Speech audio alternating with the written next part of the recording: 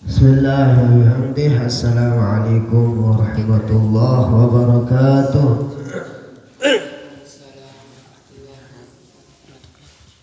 Alhamdulillah. Wassalatu wassalamu ala sayyidina Rasulillah Sayyidina Muhammad ibn Abdullah al-qa'im bihuquqillah ma daqat illa wa farajah Allah. Allahumma aslih ummata Muhammadin sallallahu alaihi wasallam wa farij an ummati Muhammadin sallallahu alaihi wasallam wa rahmat ummata Muhammadin sallallahu alaihi wasallam wa anshur wahfaz wa ibnadat al-watani fil alamin bihaqqi Muhammadin sallallahu alaihi wasallam. Nawaitu at-ta'alluma wat-ta'lim wat-tadhakkura wat-tadhkir wal-nafa'a wal-intifa'a wal-ifadata wal-istifadah wal-hatta ala tamassuki bi kitabillah wa sunnati rasulillah sallallahu alaihi wasallam wa du'a ila al-huda wa dalalati ala al-khair ibtigha'a mardatillah wa qurbi wa tawabih subhanahu wa ta'ala balagha risalah wa adda al-amanah wa nasaha al-ummah fajr Allahu al-gummah wa jahidu fi sabilillah haqqa jihadih wa jahidu fi sabilillah hatta ataka al-yaqin. La ilaha illallah qabla kulli shay, la ilaha illallah ba'da kulli shay, la ilaha illallah wa yabqa rabbuna wa yabla kulla shay. Assalamu alayka ya sayyidi ya Rasulullah, assalamu alayka ya sayyidi al-mahdi wa khalifata Rasulullah, assalamu alayka ya sayyidi Isa nabi Allah, assalamu alayka ya sayyidi ya Syekh Muhammad Zainuddin ibn Abdul Majid Sultanul Awliya Allah. Amma ba'd. Halalah yang dimuliakan oleh Allah Subhanahu wa ta'ala, ya, di beberapa hari yang lalu ya anakku sudah libur duluan ya, sebelum orang libur sudah libur sendiri ya. Ya karena beberapa hari yang lalu Abah di Dompu ya, sekitar 1 minggu lebih gitu ya, Abah ingat 1 minggu lebih ya, karena ada ya orang yang berjasa dan sangat berjasa ya, ya ketika Abah anggap dia sebagai keluarga, sebagai orang tua ya, kemudian selaku guru juga ya, kemudian selaku tokoh ya, kemudian selaku ada beliau itu bapaknya dari temannya apa juga ya. Intinya beliau yang wafat kemarin itu ya tokoh hebat ya, tokoh hebat dan pejuang atau motor, dan tokoh ya, yang sangat didambakan di sana ya, tempat orang mengadu pendapat ya, tempat orang mengadu permasalahan ya. Makanya Abah ketika mendengar beliau wafat langsung malam itu langsung nyebrang ke Dompu, langsung kita berangkat itu, walaupun dingin angin kenceng ya, kemudian ya pakai motor lagi karena tidak ada mobil ya. Mobil bus itu ada mobil bus ke Dompu tapi penuh ya. Kemudian sebenarnya mau pakai mobil tapi mobil ada teman yang tapi katanya tidak bisa antar malam itu, akhirnya kami pakai motor ya, sama salah satu santri dari Ma'had ya. Berangkat ya, begitulah ya, kita baca Fatihah 1 kali untuk beliau,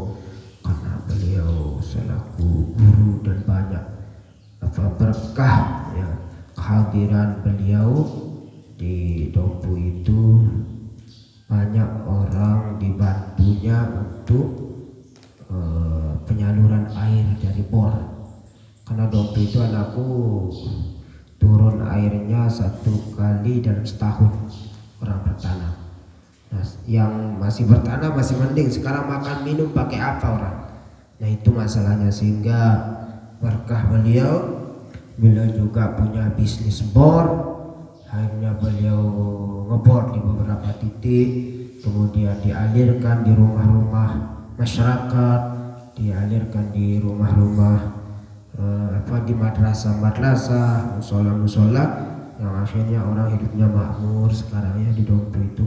Ya berkah beliau lah, makanya ketika beliau kalau bahasa kita selaku ya kepala desa juga, selaku tokoh yang kemudian yang bukan ikut lagi tapi yang sebagai tokoh pembangunan masjid-masjid, Masya Allah ya, itu yang kejar. Makanya ketika nyampe di situ dan selesai pemakaman dan lain sebagainya, sama keluarga nggak dikasih pulang ya, diminta untuk tinggal sampai ngiwaknya di sana. Makanya sampai lebih 9 hari di situ ya, kurang lebih. Terus banyak orang wafat sekarang ya.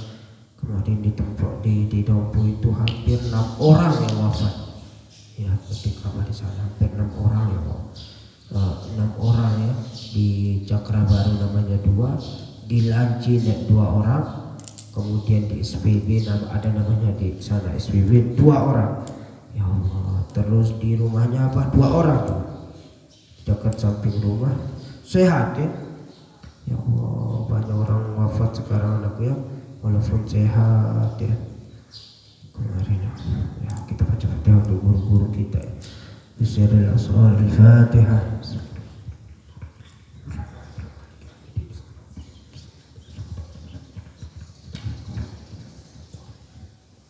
Ya anakku, sekarang masa-masa ini ya kita nggak tahu, banyak sekali orang yang mati mendadak walaupun dia tidak sempat sakit, walaupun dia masih muda ya. Kemarin di sana di Tekuk ya, udah berapa orang yang mati muda, baru dia selesai kuliah, kemudian ya, temennya apa juga yang baru selesai kuliah, kemudian jadi operator ya. Tidak pernah kita lihat dia sakit wala apa, nggak pernah.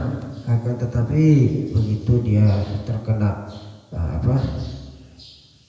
begitu ke rumah sakit, nggak tahu divonis apa gitu, entah divonis kanker saraf entah apa nggak paham ya. Dan semua saksi yang temennya mengajar ya di tempat di satu pondok sehat ya, nggak pernah kita dengar alam ya. Ya begitu anakku wafat ya. Ya Allah, banyak ya orang-orang wafat muda sekarang, masih umurnya 20 tahun ya, 21 tahun, 23 tahun, masih 25 tahun. Kalau di angkatan apa ya ada sekitar 29 atau 30 tahun ya. Ya anakku, yang penting sekarang anakku rajin ya, rajin, jangan sampai malas ya. Dan tidak ada ceritanya orang yang rajin tidak sukses ya. Ya kita lanjut. Ayo cepat anakku yang putri ini sekolah ya Allah ya Rob ya. Sekolah ya, udah berapa ini kalian ini yang tidak masuk ya. Ya alhamdulillah. Bismillahirrahmanirrahim. Faqala al-musannifu rahimahullahu ta'ala wa nafa'na bi'ulumihi wa bi'ulumi masyayikhina wa bi'ulumi sayyid salihin fid dharain. Amin ya rabbal alamin. Tapi hafalan nambah semua ya. Diana, libur berapa hari Diana? Nah, ketawa hehe katanya. Ya Allah, ya nggak apa-apa lah ya. Ya sudah. Jangan sekarang mulai rajin, kalian sudah ngambil jatah libur itu. Kalau penuntut ilmu itu 1 hari aja libur gelisah deh ya. Ya, apa kata di dalam kitab ya, dalam kitab tadi disebutkan selamilah lautan ilmu ya. Ya sampai kita mendapat lazzatil ilm, sampai kita mendapatkan lezatnya ilmu. Ya begitu ya. Ya sudah. Kita lanjut. Faqala wa fi riwayatin ukhra, di dalam riwayat yang lain tentang tentang kemuliaan ya salat rawatib ba'diyah qabliyah, terutama bil khusus yaitu qabliyah zuhur. Wa fi riwayatin an Abdurrahman bin Humaid radhiyallahu anhu, dari diriwayatkan dari Abdurrahman bin Humaid namanya. Di sini didomahkan haknya ya, didomahkan haknya Humaid ya. Ya begitu kalau para sahabat ya, ya menamakan dirinya ya bukan apa kalau bahasa kita sama dengan Abi Hurairah ya. Babi tawadu ya, kullu babi tawadu itu tentang Humaid ya. Kalau ya, yang sering kita dengar Hamid ya, yang di sini Abdurrahman bin Humaid ya, yang diridhai oleh Allah Subhanahu wa taala keduanya, an abihi, dari bapaknya, dari bapaknya si sahabat Nabi yang mulia yaitu Abdurrahman bin Humaid. Berarti dari bapaknya apa kata beliau? An jaddihi, dari kakeknya lagi ya, dari kakeknya ya. Begitu kalau perawi hadis itu harus lengkap ya. Dari mana kita ngambil hadis harus lengkap ya. Itu perlunya sanad, menyambungnya ilmu, sanad keilmuan itu sangat perlu. Makanya kalau berguru kan sering pandai-pandai memilih guru tahu ngaji, guru sak tegak kanca jujur ikhlas hati. Terus bukan karena materi atau kursi, hanya semata-mata karena ridha ilahi. Apakah pandai-pandai memilih guru tahu ngaji, guru yang ilmunya menyambung sampai Nabi seperti Bapak Maulana Hamzah Wadi ya. Coba kita nyanyikan ya.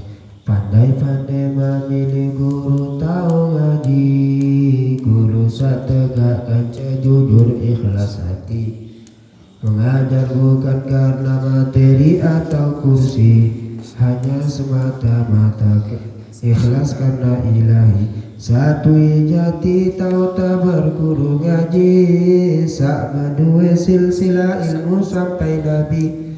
Satu jati tahu tak berguru ngaji, sak berdua silsilah ilmu sampai Nabi. Marah Maulana Bapak Kiai Hamzah Wadi, guru dan ilmunya menyambung sampai Nabi. Marah Maulana Bapak Kiai Hamzah Wadi, guru dan ilmunya bersambung sampai Nabi. Itu namanya sanad silsilah ilmu. Sanad silsilah ilmu ya. Itu maksudnya ya. Satu jati yang sangat betul-betul jati. Kalau mencari ilmu itu carilah guru yang ilmunya menyambung sampai Nabi. Seperti siapa? Seperti Bapak Maulana Kiai Hamzah Wadi, seperti Al-Maghfurlah. Beliau menuntut ilmu ya ke guru-gurunya ya, bukan hanya satu guru ya. Dari beliau menuntut ilmu dari guru yang sekitaran kampungnya. Setelah itu menuntut ilmu sampai Makkah Al-Mukarramah ya, guru ke guru, sayyid ke sayyid, habaib ke habaib, terus yang menyambung sampai Nabi. Gurunya lagi berguru, jelas guru daripada guru daripada gurunya, terus jelas itu. Nah akhirnya Nggak ada yang munqati', terputus, harus jelas. Nah, siapa yang berguru di beliau beruntung ya, karena beliau punya guru, sehingga kemudian para guru mempunyai guru di ulama, para ulama mempunyai guru di tabi'in mempunyai mempunyai guru di para sahabat mempunyai guru ke baginda Nabi Sallallahu Alaihi Wasallam. Itu anakku ya, itu namanya sanad. Ya, makanya hadis, lebih hadis hadis harus jelas ya, harus jelas ya.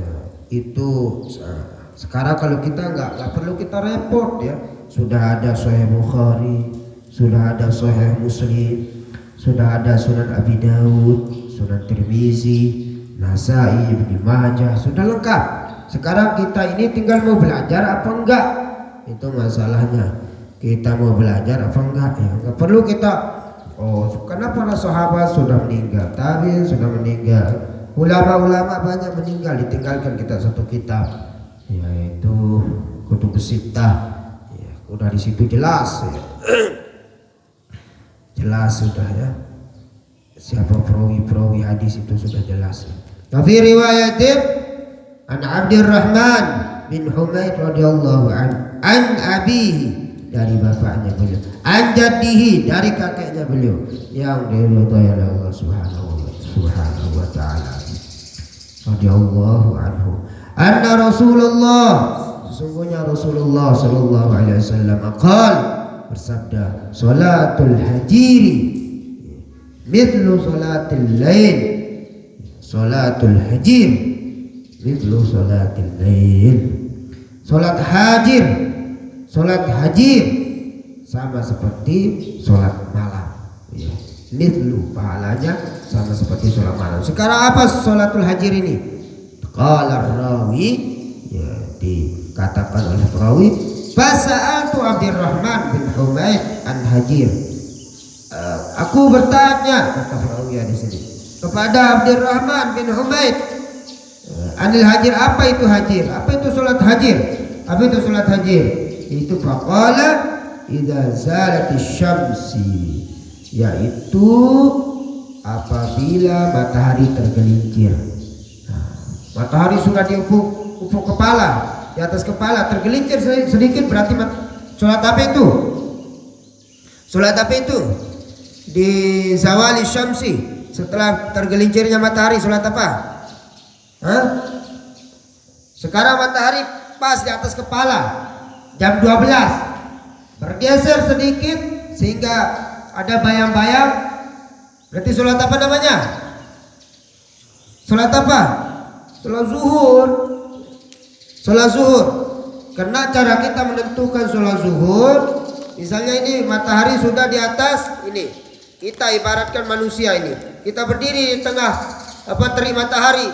Nah, berdiri ke matahari, bergeser ke barat, kan ada bayang-bayang, bergeser ke barat, maka di situ kalau sudah ada bayang-bayang sedikit, sudah ada waktu zuhur. Nah, orang yang menjaga qabliyah zuhur, kemudian menjaga sholat zuhur, kemudian ba'diyahnya, maka sama dia seperti sholat malam suntuk Allah ya, sama seperti dia sholat malam. Hanya menjaga itu saja ya, tapi berarti ya, karena waktu kita ngantuk ini ya, waktu kita ngantuk ya, padahal pahalanya sangat luar biasa ya. Apalagi yang tadi yang kemarin yang pernah kita bahas itu, dia akan mendapatkan surga apabila dia istiqamah menjaga 12 sholat sunnah ya, 12 sholat sunnah. Salah satunya adalah qabliyah zuhur dan ba'diyah zuhur. Wa fi riwayatin an Umar ya. Maksudnya kalau disebutkan an Umar berarti Umar ibn Khattab, maksudnya an Umar radhiyallahu an, yang diridhai oleh Allah subhanahu wa ta'ala.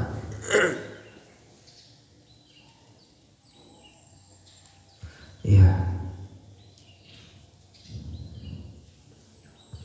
Apa kata Sayyidina Umar ya? Sami'tu Rasulullah. Aku mendengar baginda Nabi sallallahu alaihi wasallam yaqulu berkata, arba'un qabla zuhri wa ba'da zawali tuhsabu bimithlihinna bis sahar wa ma man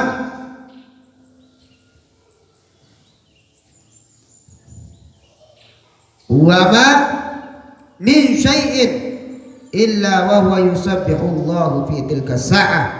Thumma qara'a yatafayya'u zilaluhu anil yamini wasyama'ili sujjadan lillahi wa hum dakhirun. Nah ini kalau ini ayat Quran ya, ayat Quran ini. Yatafayya'u zilaluhu anil yamini wasyama'ili sujjadan lillahi wa hum dakhirun. Surat An-Nahl. Artinya ya, dia baca ayat ini. Ya tentunya dia baca ya. Arbaun qabla zuhri, kata baginda Nabi sallallahu alaihi wasallam bersabda dari Sayyidina Umar bin Khattab, wa ba'da zawali, 4 rakaat sebelum zuhur, kemudian setelah zuhur ya. Tuhsabu bimithlihinna, maka dihisab, dihitung sama ya, bisahar dia Allah ya. Sholat malam seutuhnya, sholat malam seutuhnya. Kita nggak mampu anak ya, dari isya sholat saja sampai subuh ya, jangankan sholat sampai subuh ya, kadang-kadang kita sholat ba'diyah isya saja lolos ya. Apalagi sholat sampai subuh kan. Nah, gimana caranya itu? Maka jagalah 4 rakaat sebelum zuhur, 4 rakaat sebelum zuhur, maka sama pahalanya dengan apa? Sholat malam seutuhnya, bisahar ya, sahur maksudnya itu ya, sahar Allah ya.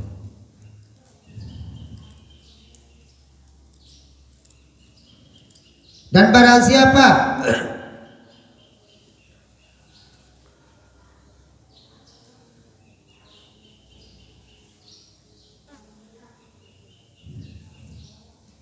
kemudian dia bertasbih kepada Allah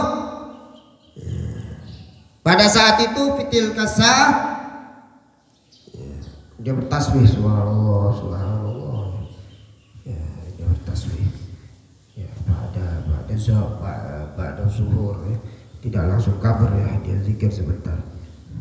Kemudian dia membaca yatafayya'u zilaluhu anil yamini wasyama'ili sujjadan lillahi wa hum dakhirun ya.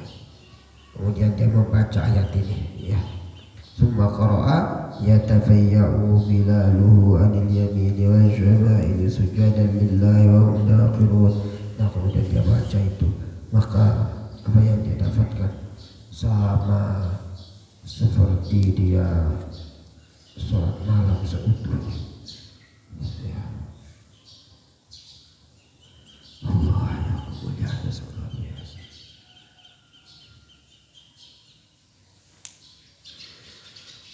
Ya sudah, semua kita bisa jaga ini yang rakaat ya, setidaknya ya 2 rakaat lah sebelum zuhur. Setelah zuhur kita mungkin tidak bisa, mungkin kena ada kegiatan, mungkin qabla zuhur sampai orang azan ya, ba'da zuhur lakukan ya, setidaknya ba'da zuhur lakukan ya, supaya jangan kelulusan ya. Sabar mau kejar apa ya, jangan hanya mengejar dunia ya, mengejar pekerjaan kemudian kita tinggalkan ibadah. Makanya anakku itu mungkin menyebabkan kita sulit dapat rezeki ya. Sulit orang mencari rezeki karena rumus yang Allah kasih untuknya, untuk kita sebagai manusia tidak kita lakukan. Rumus akal kita yang kita pakai, rumus kemanusiaan kita yang kita pakai.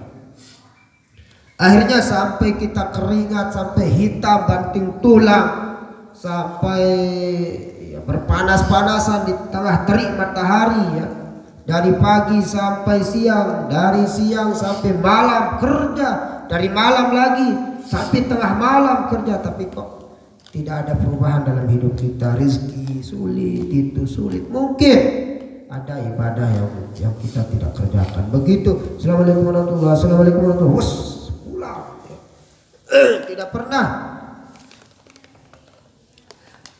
memakai anjuran baginda Nabi SAW.